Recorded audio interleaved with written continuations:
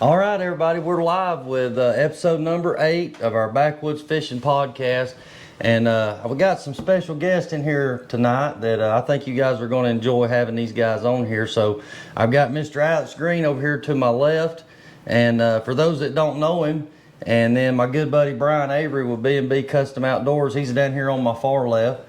So we're going to introduce these guys one by one, and we're going to start with Alex. We're going to let Alex tell everybody, for those that don't know you and you know a little bit about your background. Go ahead and tell everybody. We're going to start with that. So you go ahead. Right on. Well, I'm Alex, degenerate fisherman, and that's pretty good summary of it. But you know, born in North Georgia, been fishing around here forever. Really started off as a trout guy actually with my grandpa in the Chattahoochee, and really just got sucked into it, and I got like really hung up on chasing like bigger brown trout, and then that kind of led to bigger baits and swim baits, and I had never actually fished for striper until 2016, and that was really when I started trying to catch them in the rivers, and then I just got way entirely down the rabbit hole with those things. As soon as I hooked the first one, it was just done. Completely over. So how long you been striper fishing, you think?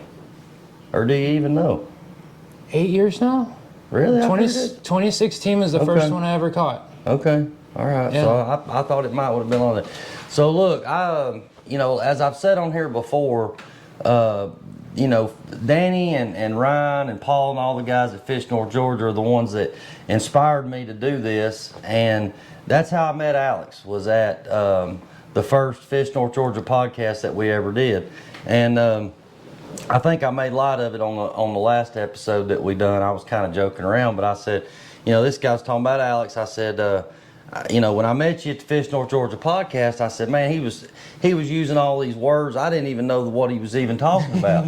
But it sounded good, and it sounded like he knew. I figured out real quick he knew what he was talking about. He just had a different way of explaining it maybe than what I did or maybe what some other people did. So seeing things from a different perspective is always good, and seeing it from different. So Alex does a lot of river fishing. You do a lot of going up in, you know, in the rivers and in places where a lot of people, you know, can't get to. So we're going to talk a little bit more about that as we go. But we want to introduce Mr. Brian Avery down there on the far left down there. So tell everybody a little bit about you, Brian. I'm pretty much a lifelong Georgia guy. Born in Calhoun, lived there all my childhood.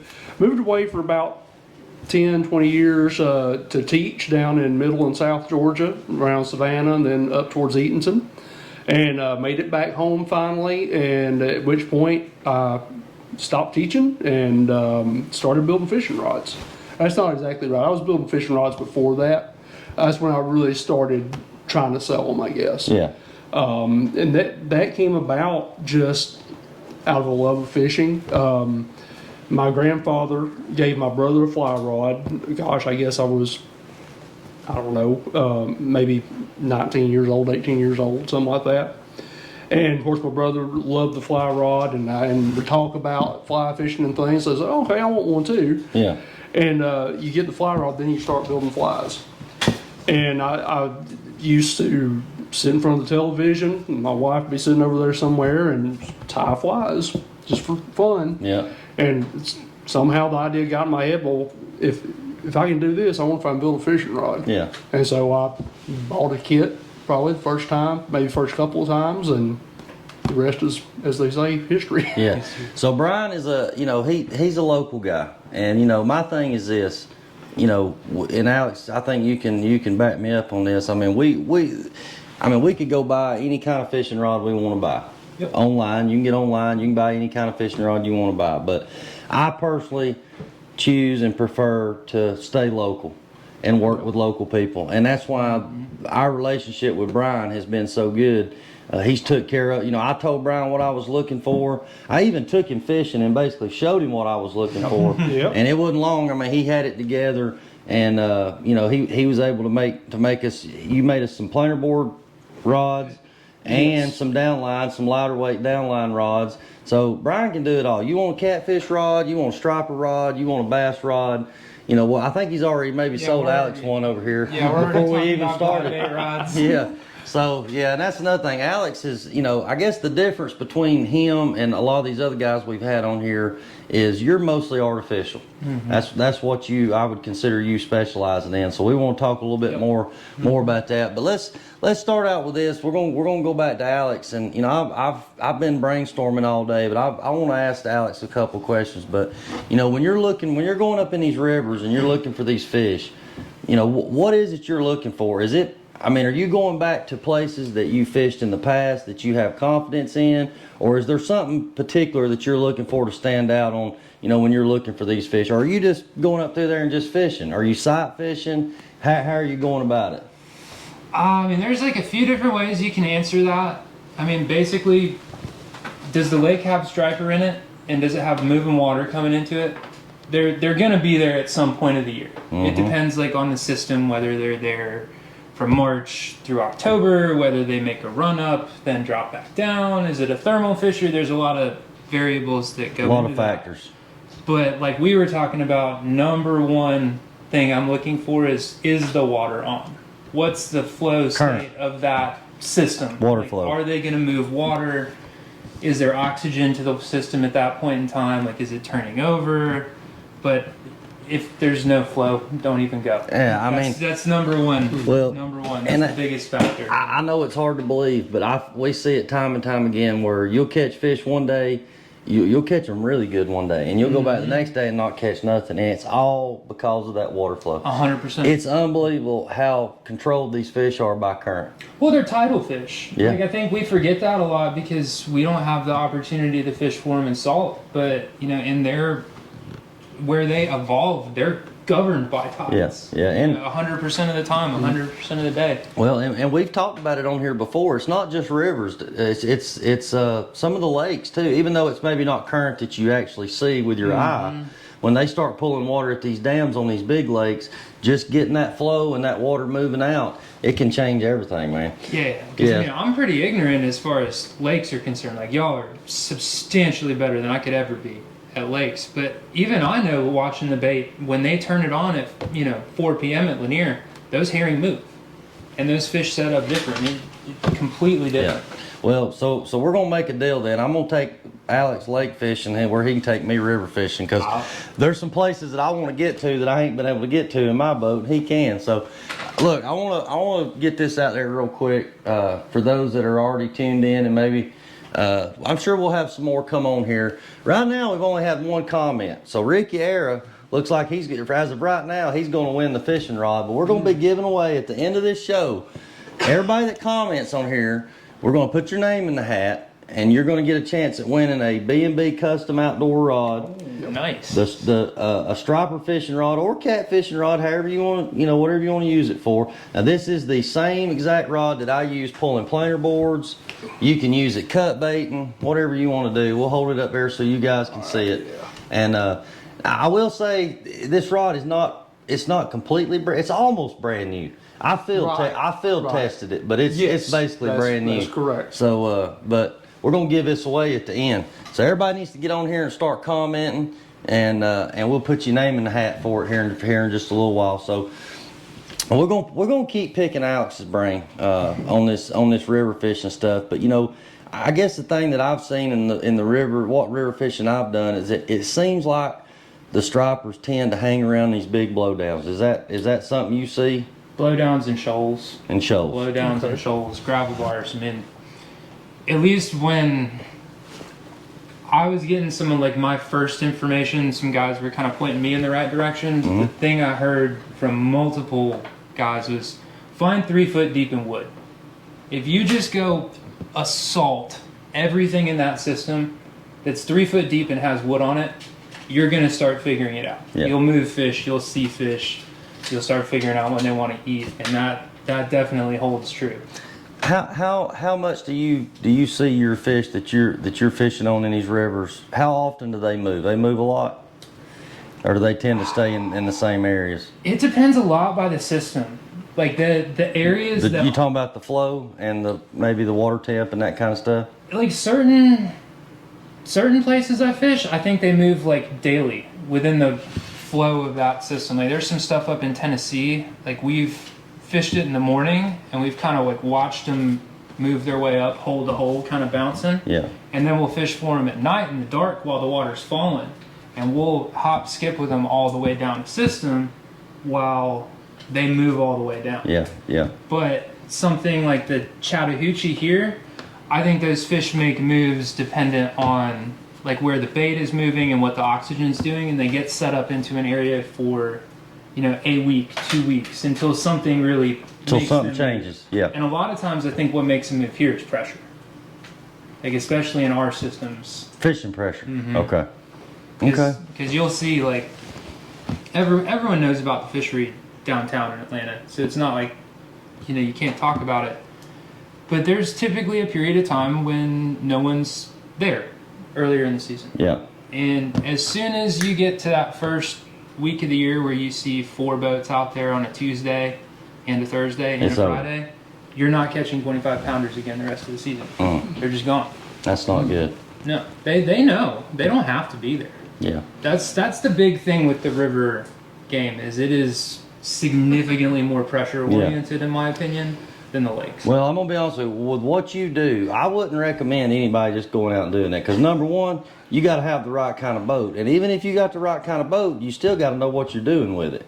It's dangerous up there where y'all are fishing and getting across these shoals and stuff like that. You can really tear some stuff up or get hurt. I mean, I know some people that's been running up the Etowah and stuff and hit something and throw them out of the boat. I mean, I know that kind of stuff can happen. So I've paid some welding bills. yeah. So I mean, that's kind of part of it. So all right, now everybody's coming here. We got Chris Porter, Jason Patterson. We got, is that your Crystal? We got Crystal in here. All right, so we got more people coming here. Everybody wants to get on board on this fishing rod right here. And it's a nice rod. Whoever wins this rod is going to like it. And I got a feeling that they're probably going to be calling Brian back and wanting him to make them a few more. So, Brian, have you been pretty busy, man? Has everybody kept you pretty busy? I've been very, very busy. Just with fishing rods or with just life? Just with life. Okay. Yeah, but I've been pretty busy with fishing rods too. But yeah, of course, you know, you and I have talked. I have multiple jobs, and I teach music, trap nuisance animals. Been really hopping with both of those jobs. But I did, like I just last week, no, 2 weeks ago, finished a vermilion snapper rod. For a gentleman who's going to give it to his brother for a birthday present. Cool.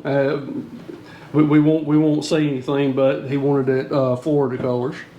You know, He wanted what now? Florida colors. Oh, okay, all right. And you know, in my line of took that on. yeah, well, you know, in my line of business, the customer's always right. I mean, it could have been roll tide or something, you know.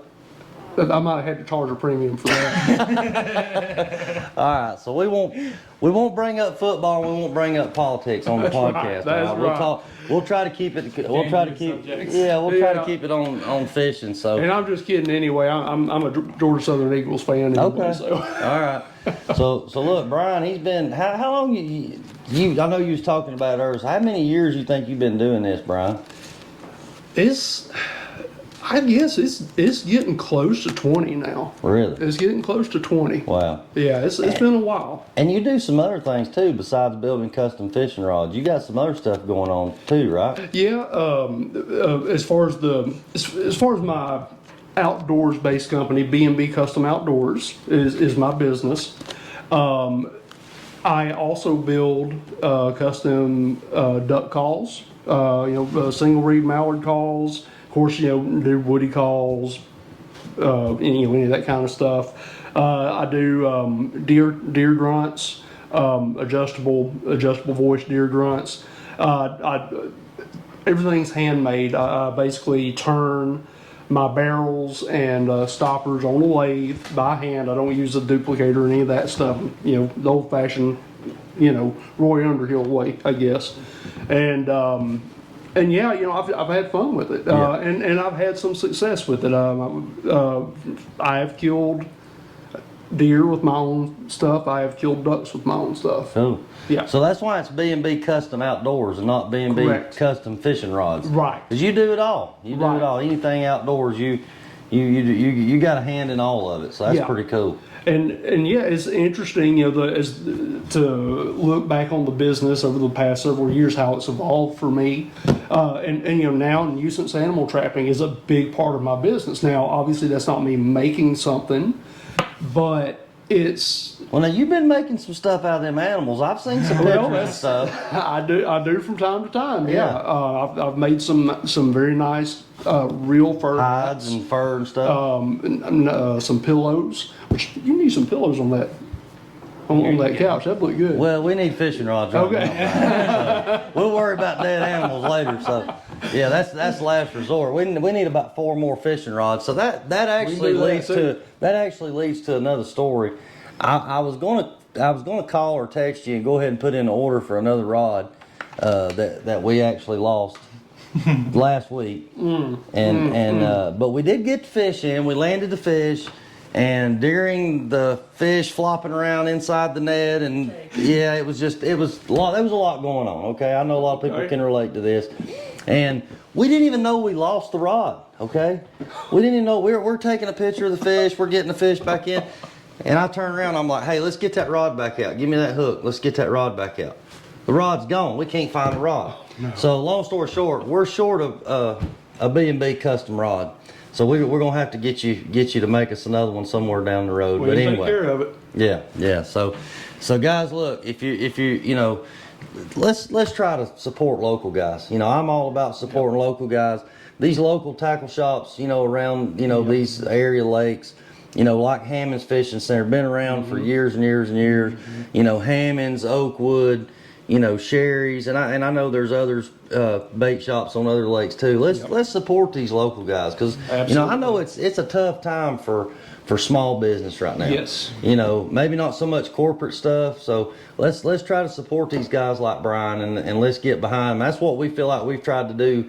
With us, me and Brian's had a great partnership. We've been able to talk and build these things together. I feel like. I mean, even though you build them. It's been with us, my input and your knowledge of how to build a rod. Yeah, and that's huge. I mean, when you've got a customer, if you're not, especially a partnership like we have, if you're not communicating and really talking with that customer, what is it that you need? What is going to work best for you? Then you're kind of missing out on some of the good that comes out of a custom rod, right? Yeah. And if you want to talk about the light rods we built and how we very quickly modified that light rod to make it better, I'll let you handle that. Yeah. So Brian built. I wanted some rods just like this. Well, I say just like that, but I wanted the same style, but I wanted a lighter weight for downlining, something that had more bend in it. So he fixed me up on, but we quickly figured out that when you had a big fish on and that rod was bent, the line wanted to touch the blank at the bottom. Right. So Brian quickly went in. As soon as I told him what it was doing, he said, we can fix that. So he adds another eye in down on the bottom and completely fix that. So that's like I said, a lot of times when you're building something from scratch, and I was telling Brian, hey, this is kind of what I'm wanting. We were field testing. Right. we were having to, but the good thing about Brian, if you're not happy with it, or if there's something he thinks he can make better, he'll work on it till he gets it right for you. Yep. So that's the good thing about it. A lot of these companies and places, I'm not saying everybody, but a lot of they don't really Right.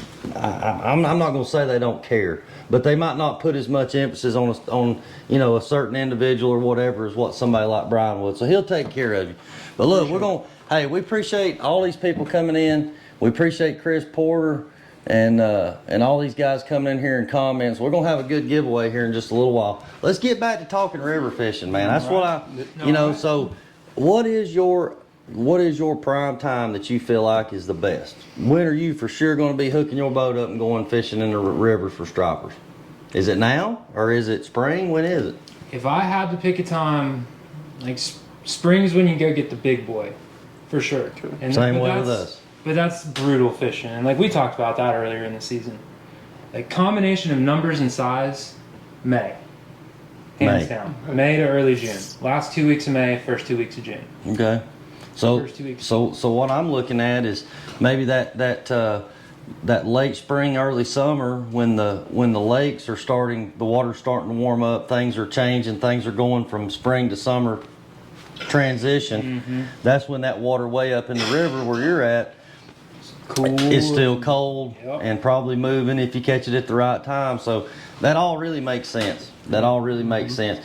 And I'm gonna be honest with y'all, that's kind of how we got started. I mean, when I first started striper fishing, and that's how we got the name Backwoods Fishing, because we was notorious for, everybody would be on the big lake, and might at times would be the only one. We'd go as far up in the river as we could in the backwoods, and that's how. So when me and Brandon started fishing, I told Brandon, so what are we gonna name our fishing team? Because we was fishing the local club tournaments and stuff.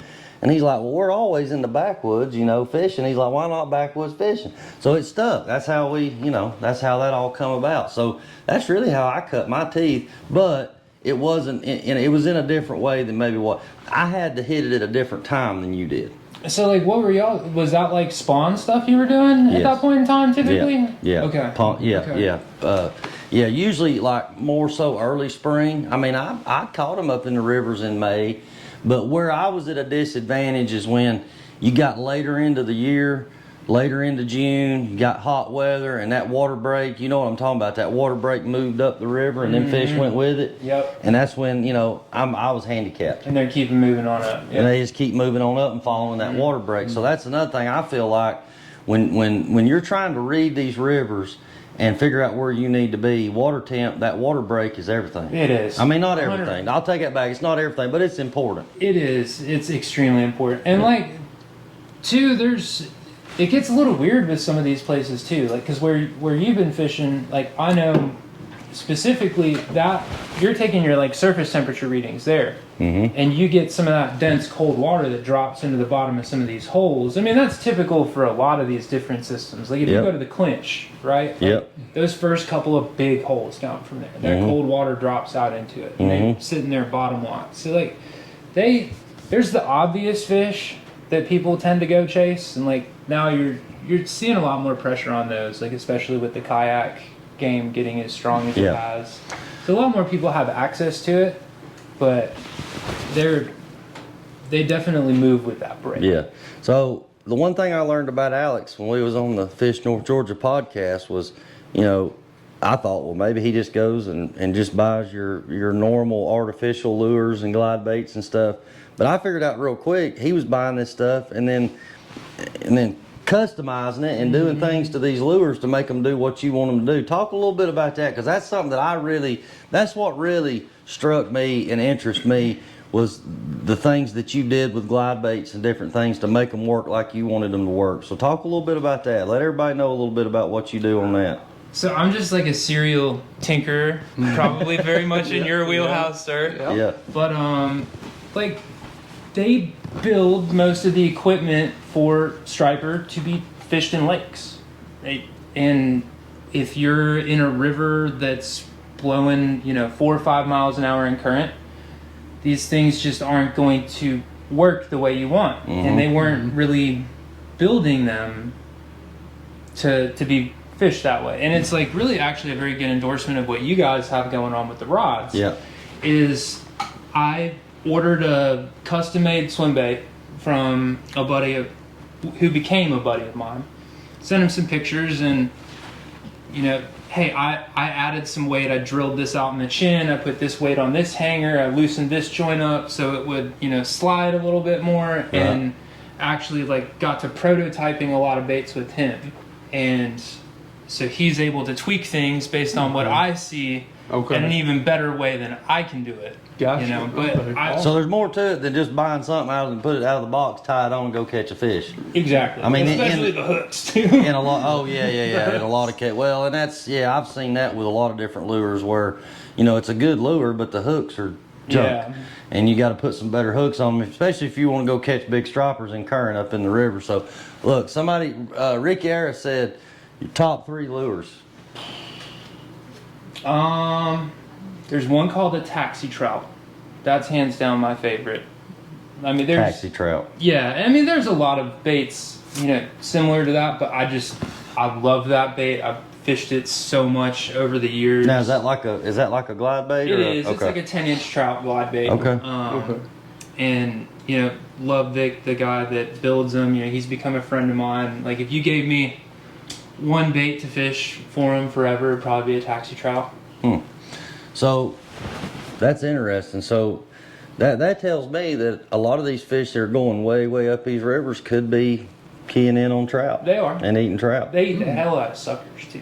Suckerfish. Suckerfish. Yeah, I've heard that. I've heard other people say that. I've actually caught some on some suckerfish here and there. When I've had them, I've put them out there and caught fish on them. So. But then if I had to go the other two, I would want a straight line multi-joint bait that I can burn, like a 9-inch Sebile.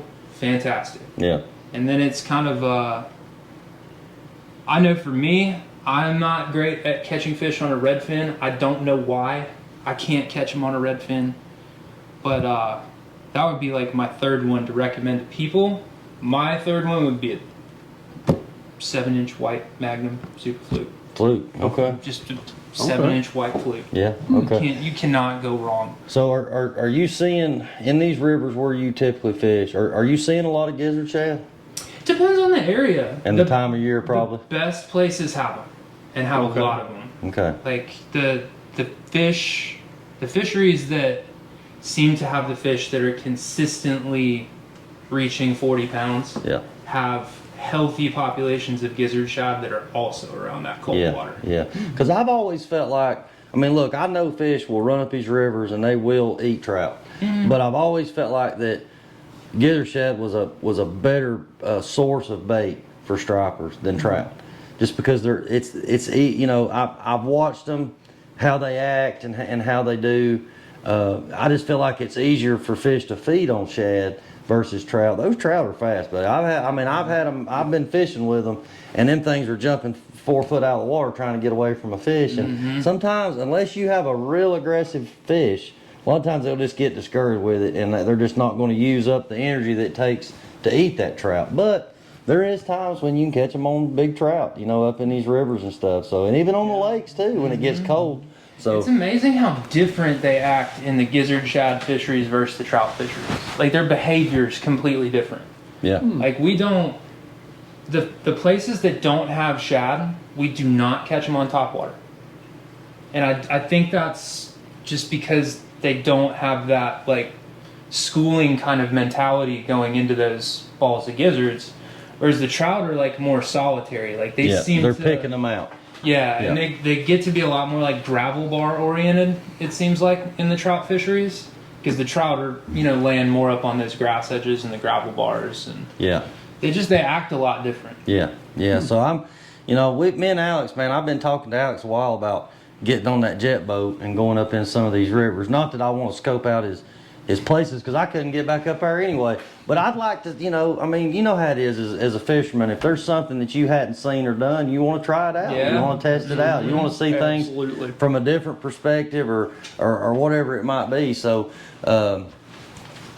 we got Paul's come in here with us, so we'll put him on there. He's got a chance to win the striper rod too. So we appreciate all the support from all these guys. So look, if you're just joining us, and you didn't catch the first part of the show, please get on here and comment, because if you want a chance to win this B&B Custom Outdoor rod right over here, we've already showed it once. We're going to show it again right here. Yeah. All right. All you got to do is comment on our feed here, and we're going to enter you for a chance to win this rod. It's a great planer board rod.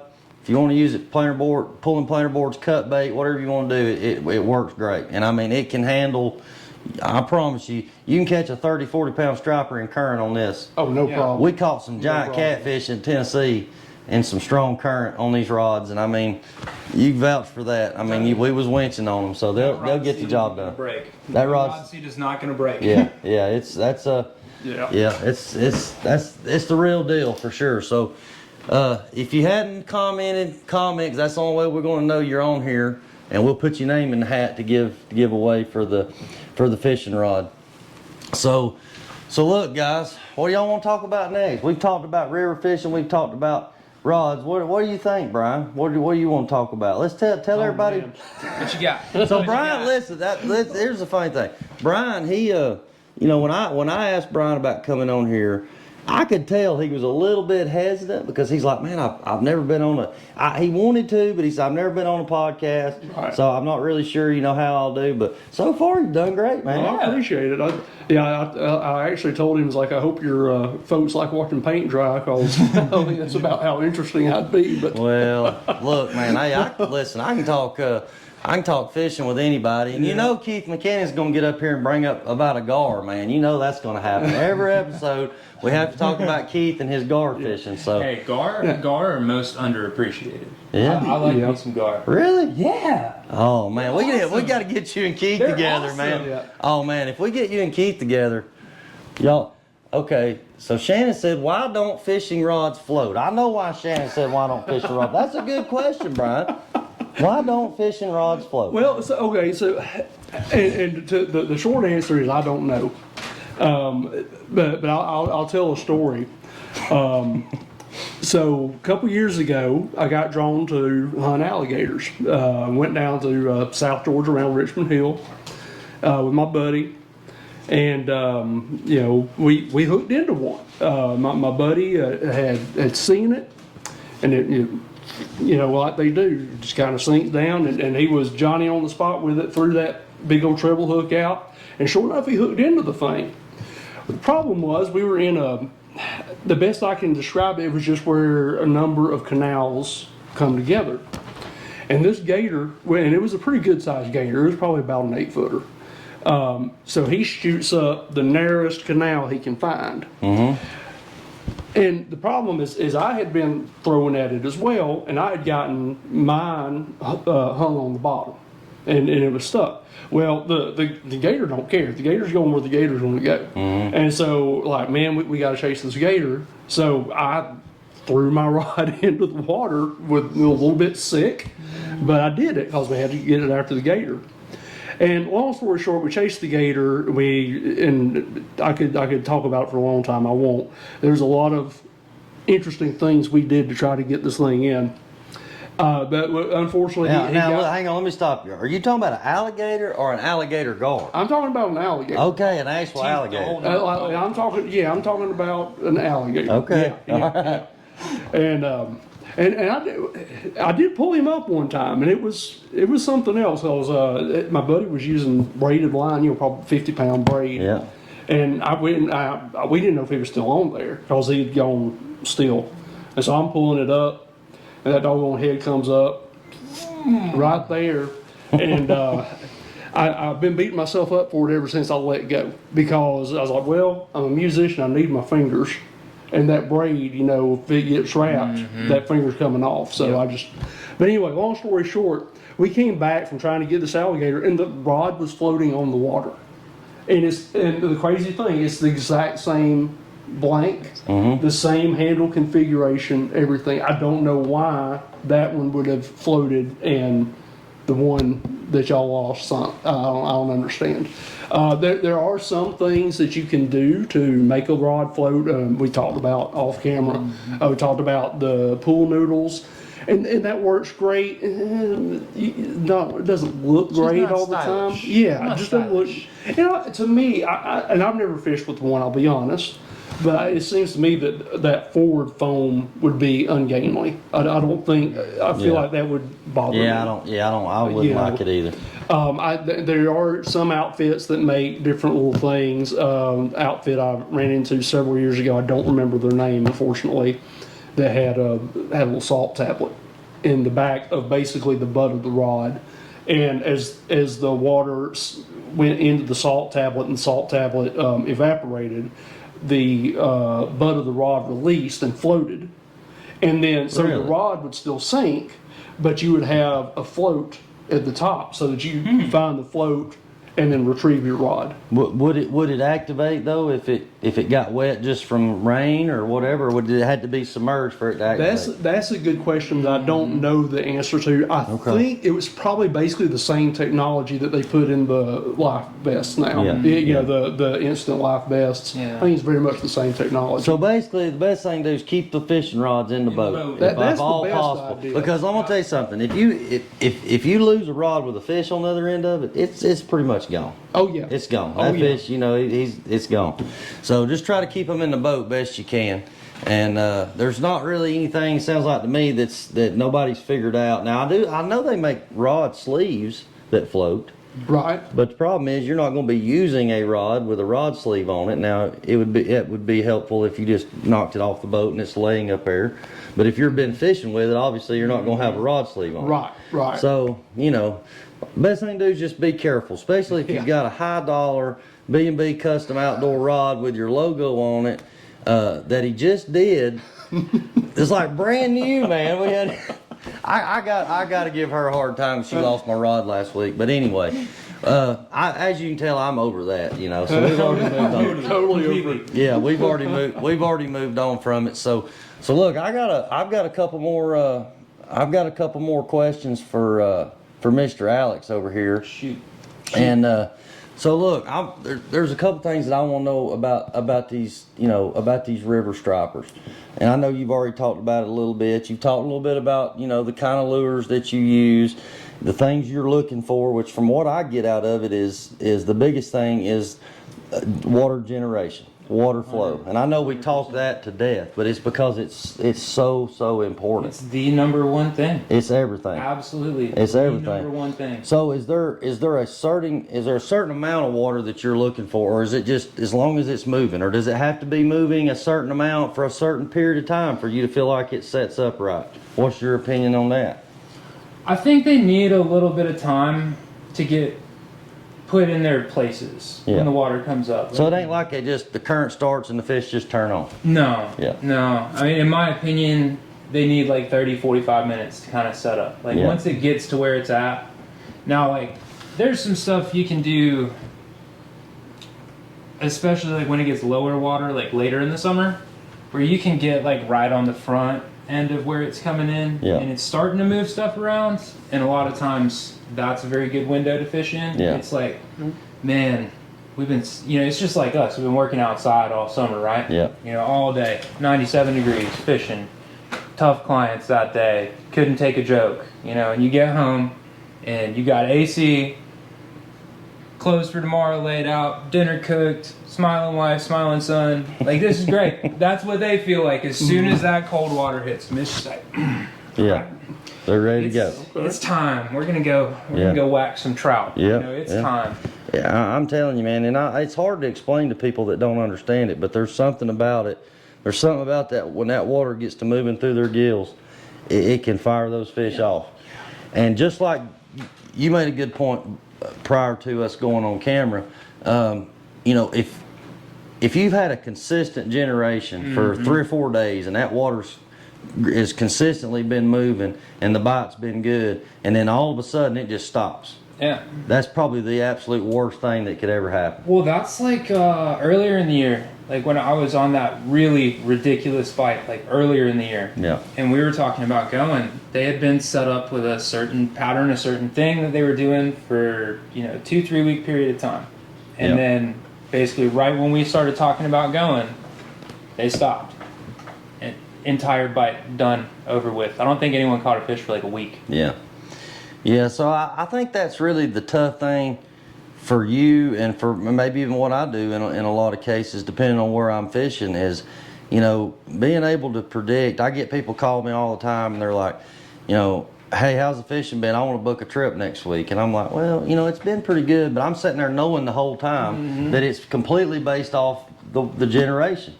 And you don't know a week ahead of time what it's going to be. If you want to get, if you, sir, can tell me when TVA is going to turn the water on, I will tell you when to be here. Well, and I think We'll do it that way. I think that's why a lot of guys in Tennessee that got up there, a lot of times they won't even tell their clients where to meet them at until the night before. Because you may tell you why? Because they don't know. They don't have They the don't know generation yet. schedule. They're gonna be watching that TVA out. They're going to be knowing. And if it's not a TVA lake, if it's a Corps of Engineer lake, you can look that up as well.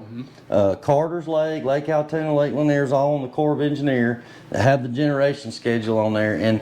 And you know, watch it, guys. Even if you don't understand it when you look it up, because when I first looked at it, I was like, this is just a bunch of numbers. You know, I don't really understand. But I just started looking at it. Like, I'd go fishing and I'd see what they were doing, and I'd try to compare notes and see, you know, is it better when they're doing this? Is it not better when they're doing that? And that's something that you can pick up on, you know, as you go. So look, here's another thing I want to ask you too, because, you know, when I'm live bait fishing, a lot of times, you know, I'll troll and I'll move until I find, if I'm seeing a lot of fish and getting a lot of hits in one spot, I'll just anchor up, especially if I got current, and keep my boards pulled out and maybe even drop, you know, depending on my depth, maybe drop some down deeper or whatever. Are you constantly moving, and casting in these rivers, or are you moving and anchoring? How do you approach that? A lot of times, I'd say like 70-80% of the time, we will just start at the top and fish to the bottom. Just blanket, cover water. Go up as far as you can, work your way down. Yeah, I mean, we'll go out, you know, 6 in the morning and cast for 17 miles, you know, and it might be like, there is that one I got this spring that was, you know, the best one I've ever gotten. My buddy and I were up there for 3 days. It was the only fish we saw in 3 days. We probably casted like 14 to 16 miles a day.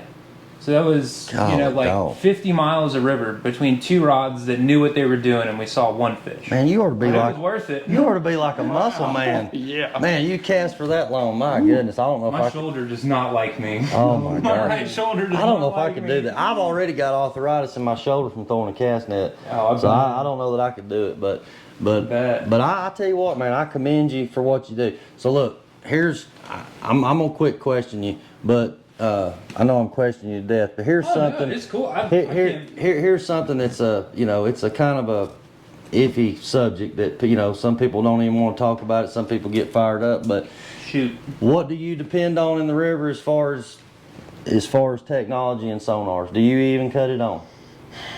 That's changed in the last year or two for me. Yeah, I never even like owned a fish finder until like 2 years ago, because we don't really use them that much. And then I've started fishing a few other systems that have a lot more depth to them, because, you know, a lot of these really shallow systems are starting to get a lot more pressure. So you got to go to some less obvious places. And I have been amazed at how much I can use live scope once you get to like a 10, 15 foot kind of depth range. Right. And I've learned so much about how they, like, I'm not using it to find them per se, but like I use it a lot to watch them. Like, how are they coming off of the bank? Like, are they coming from like the toe of the bank? Or are they like up high? And one thing I've really learned too, like this one's stupid. I always thought they went back to the bank when they followed a bait out. Like, all right, so we're gonna trolling motor back up and, you know, hit that bank again. With this live scope, like, I started watching them, I realized they went straight down to the bottom of the river. And it took them 15 minutes to move back over to that bank spot. So instead of trolling motoring back up the middle of the river, dead center, and fishing that bank spot again, we started kicking over to the far bank and fishing out over the middle, and we immediately started catching those fish. So there you go, right and it's there. more like behavioral. It's not like, you know, this fish is right here and I can see him, but it's like the observations over time. Right. With some of that. So if you're in, let's say you're in 3 to 6 foot of water, is that live scope as effective? Absolutely no use. No use. No use. Okay, so that answers my question, because what I've always felt like for me, and like I said, I have a completely different approach because I'm usually fishing live bait. Now, I'm not saying I won't throw a red fin or something. You know, if there's fish blowing up, they're out in front of us, I'll cast some. But from what I've seen, my experience, there's been a lot of times I've been fishing the river, I'll cut my graph off. Yeah. Because it's absolutely like, honest to God, I'm getting blow-ups. I got rods going off, and I ain't seeing nothing on my 2D or my side imaging. I'm not seeing nothing. Looking at that graph, you think it's dead water, but it's not. I got fish on behind us. Yeah. So I've always wondered about that. Why is it? Is it something to do is it the depth? Is it the current in the river that causes you to not be able to mark those fish on your traditional 2D? But it sounds like if you get out in a little bit deeper water, the live scope can be very effective. You can learn maybe the habits of how those fish are acting. That's some good information right there. So so I've got to invest in some live scope. So I'm gonna get some live scope, and I'm gonna get Keith McKinnon, and we're gonna go. We're gonna live scope every gar in Lake Lanier. Hey, listen, there ain't gonna be another gar left in Lake Lanier. After I get live scope and I get Keith McKinnon on my boat, gar's over. We're done. If he's a gar guy, he should really get into river striper fishing. Yeah. Because like. He's done some river. He's done he's done a little bit, but you can't get him off him gar long enough to go up the river. I'm not even saying I blame him, because they've rescued so many trips for us. Because like we're fishing cold water in a lot of these places, like downtown, right? It's cold water. The creeks are hot. Yeah. So when they turn it on, every freaking gar in the whole river goes right to this creek mouth. Piled and there's up. 150 of them sitting there. Yeah. And they're just gonna eat and jump. So have you seen the video of the guy throwing the cast net, and he lets it sink way down deep, and he's saying, I know I got him. He said it's either a bunch of bait or it could be like 100 gar, and he was kind of joking. Okay, he was kind of joking. He pulls the net up, and there's literally 100 gar in the cast net. Oh no! I was like, oh my God, what in the world would you do with that? There's nothing you could do throw with it away? You'd have to. That's all you could do. I mean, the fish are going to be dead time you get them out of it. The net's going to be ruined. Trash. I'm like, golly. So, ruined. as much as Keith McKinnon loves garfish, they're a pain for somebody that's out there trying to throw a cast net, because you get one gar in the cast net and it rolls up. It's So, I mean, it's They are smelly too. They They're do smelly stink. little critters. They do stink. Yeah, they have a smell to it. All right, but anyway, listen, we got to get off the gar, man. This is a striper. This is a striper podcast, Keith. Keith tries to turn this into a gar podcast every time, but we have a lot of fun with it. But so look, I'm gonna make this announcement at least one more time, if not maybe two more times, for those that have not, maybe are just tuning in. But we got Brian Avery with B&B Custom Rods. And at the end of this show now, we've already got a good many people that's going to be in this drawing. We're going to put everybody's name in a hat, and somebody is going to win a B&B Custom Outdoor rod right here. So get on here and comment so we know you're on here, and we know that to put you in the hat for the drawing on this rod. And I think, if nothing else, I think once you get a taste of this thing and you try it out, you're going to be calling Brian back wanting some more fishing rods. So That'll be all right. yeah, so look, guys, we're gonna, like I say, it smells like money. What, a gar smells like money? I mean, hey, look, if it whatever works. So Ricky Ara said a sport jet versus a Rotax. I don't even know what he's talking about. Can you answer that question? Yeah, I can. Mine's a sport jet. So what he's talking about is power plants for rock proofs and like some of the other inboard jets. Right. And from my standpoint, as long as they have the parts, you can pry my two-stroke from my cold dead hands. It's just too reliable. I mean, the Rotaxes are awesome. There's a lot more horsepower to them. Like, they're putting 325 horsepower Rotaxes in these things now. Really? Versus 200 horse Optimax. I mean, the problem with the Rotaxes is getting them serviced down here under warranty. Like, none of the BRP dealers will touch them because it's a custom application. So you think which one? I would keep my Sport Jet. Sport jet. Is mine, but they discontinued them, so parts are going to become an issue here pretty soon. Yeah. Yeah. I like my Sport Jet. So really, what he's really thinking deep inside is neither one of them, because he don't want nobody going up there where he's at. No, I'm just kidding. How did you know? It's like you got a little mind reader in it. Well, because I'm a fisherman. I know. I think like I know what you're thinking. So even if you're not saying it, I know what you're thinking. But look, we appreciate everybody that's come in here and joined us on this deal. And I want to give a little report about some of our local area lakes that we fish around here. And really the only thing that I know to tell you guys right now is tough, and more tough. I mean, I really don't know what else to say.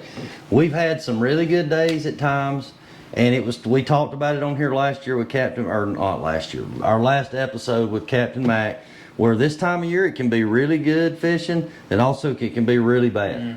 And we've experienced both. Probably lately more bad than good, but it could change just like that with a simple week of a cold snap and a week or two of some colder weather, Hurricane.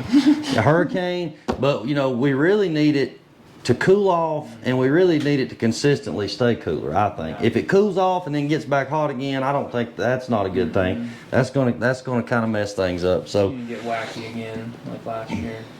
yeah, so you know, like I said, why is it so bad this year? Well, it's October and it's still 90 degrees. Yeah. I mean, that's not normal. That's not normal, and the fish are not responding well to it. I feel like, you know, if we was getting more fall-like weather, and it's coming, I'm sure it's coming, but I don't know about y'all, but I've been seeing this for the last couple of years. It seems like we don't have much of a spring or fall anymore. It's winter and summer. It's winter and summer. We talked about that this spring. We did. It's like it didn't happen. It didn't happen. Like we thought it was gonna be a early year for once. If it happened, it might be 2 weeks. You know, it's like, man, that's a tight window there, you know. Yeah. But look, guys, everything we do is controlled by weather.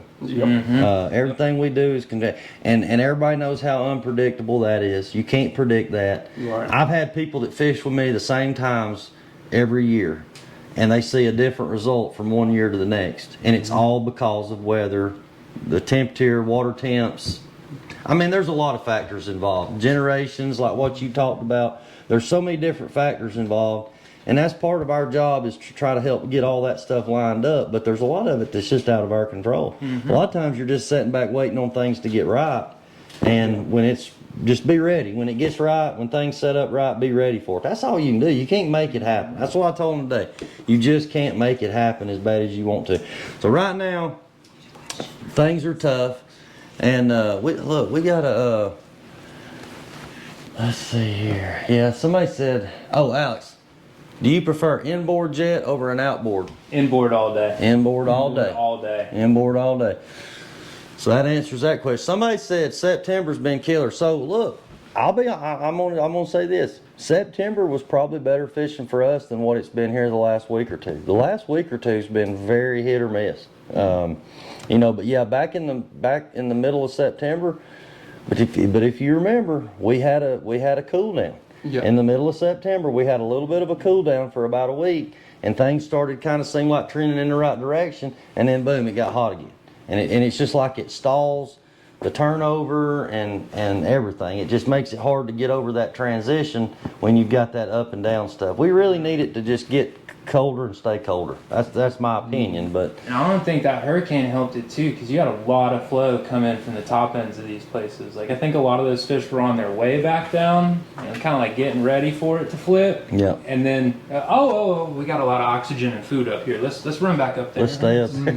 Let's Yeah. rebook for another 2 days. Well, and that's what I think a lot of people don't understand, man, is, you know, these fish have tails, and they're not going to stay in the same place. There's a lot of different things that can affect these fish and cause them to move from one place to the other. And, you know, that's where technology comes in handy, being able to locate them and find them. But just because you can find them still don't mean you can catch them. If the fish are not happy in the water quality that they're in, and things are just not right, they're most likely they're not going to eat, you know. I've seen studies, tracking studies, they'll move 40 miles in a day. Wow. Which is just unreal to me. Yeah, I didn't know that. Yeah. That's interesting. It's unreal. That is unreal. I mean, you got to think about that. If a fish is moving that much in that short amount of time, I don't know that it's got time to eat. It's going to have to slow down at some point to eat. You know what I mean? Right. There's a reason why that fish is moving that much. If he's moving that much, he's looking for better water or looking for bait. Surely he wouldn't have to go 40 miles to look for bait. Not around here. I mean, Not around here. but there's something to that. There's something to that. So, yeah, somebody said September was killer. October definitely be better. The temps are too high. Yeah, I mean it should. October is usually better than September if the water temp will cool down and things will get like we expect it to. And the So weather's been so consistent too. Like very little wind outside of the hurricane. Like it's just kind of that flat, calm, nothing going on type Yeah. feel right now Yeah. for weeks. So look, guys, we blowed through this thing. We're already almost an hour into this thing, believe it or not. Shoot. So we got to give this fishing rod away. But before we do, I want to thank all of our partners that have helped put this podcast together. And I want to thank B&B Custom Outdoors, sitting down here on the end, Mr. Brian Avery. I want to thank AA Graphics and Signs, Jill of All Trades, Simpson Trucking and Grading, and Tangled Trout Cabin Rails. I want to thank all those guys. That's been a big help to us through this thing. And like I've said in the past, we've had a great time with this podcast, and we hope to continue to do it. We want to get more people in here, get more people involved, and we've had fun with it. I think it's a great thing. I think what Danny and them guys do at Fish North Georgia is great, and that's what inspired us to do this, but lean more towards the striper side of it. It's something that we don't have in this part of the world. Do we have a podcast that's solely, focused around striper fishing? So that's our goal, with the exception of, we want to bring some guys like Brian in that do fishing rods and tackle, So hey, if you're a local tackle company or something, and you want to come on board as a partner, and you want to do our podcast and everything, then that'd be great. Get in touch with us, and we'd love to work with you. So, all right, we're fixing to give away a fishing rod, Brian. Oh, you'll let me pick You it? do the honors, Do man. the honors, sir. All right, I'm closing my eyes and I'm picking one. And All right, moment of truth. let's see if I had some drumsticks. We could make a drum roll. Drum roll. Oh, so I think we're gonna have a happy gar fisherman. Now, is it Keith McKinnon? Keith McKinnon has won. Oh my gosh, Keith McKinnon has won this rod. Smells like money. It is officially now a gar rod. I'm sorry. Now, here's what I'd like, and I'm not joking about this. What I'd love to see, Keith, if you get to go for alligator gar sometime, and you want to use this rod to catch that, if you tape that, video it, please let me see it. That's something I would love to see. Oh yeah. I had a gentleman I gave a rod to on Facebook, not Facebook, excuse me, YouTube some years ago. The guy has a trapping channel, but he does fishing too. He caught an 82, 86 pound paddlefish on one of those rods. Wow. And I was just grinning the whole time I watched it. Yeah. I'm happy that it worked for him. That he's happy. So I'd love to see that. So Keith, if you're still listening, we got you a rod right here, buddy, but you got to get us some videos of some gar. No more talking about this gar. You got to get some videos of it for Mr. Brian down here. Absolutely. So look, I think that's funny. Whenever we had Keith on the podcast, I had one set of planer boards made up. I didn't have enough planer boards for everybody. So I told him, I said, look, I'm going to ask y'all a question. I don't even remember it was an off the subject question. And I asked him the question, and Keith answered the question either correct or closest, and he won the planer board. So now he's got a set of planer boards and a B&B Custom Outdoor rod. Man.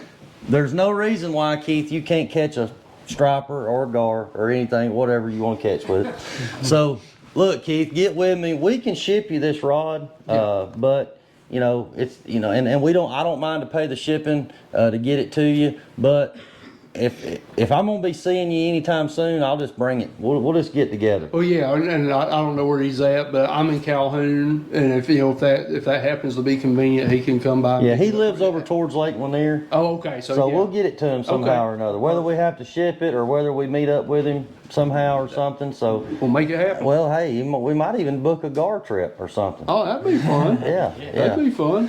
All right, guys. So look, I think this is actually the first podcast that we've made it all the way through without our cameras shutting off. So we're going to end this thing now before our cameras shut off. So look, go check out Brian Avery with B&B Custom Outdoors. We appreciate Alex Green coming and giving his thought and info. Appreciate everybody that's tuned in. And look, we got, I don't even know when the next podcast is. When is the next podcast? November 11th is the next podcast on the schedule, which is Veterans Day. And we got a veteran coming in here on Veterans Day. Okay. Mr. Jim Farmer. Oh, so, cool. Yeah, Jim Farmer's going to be with me on November 11th. And I'm not sure after that. I'll have to look. But we'll get back with you on that. Look, we got one. Keith said I'm doing some work in LJ. You mean LJ? He's doing some work in LJ. We'll get it to you, Keith. Just call me, man. Just call me. We'll get it to you. All right, guys. We appreciate y'all. We'll see you next time. Thanks. Thank you, y'all. Thank you.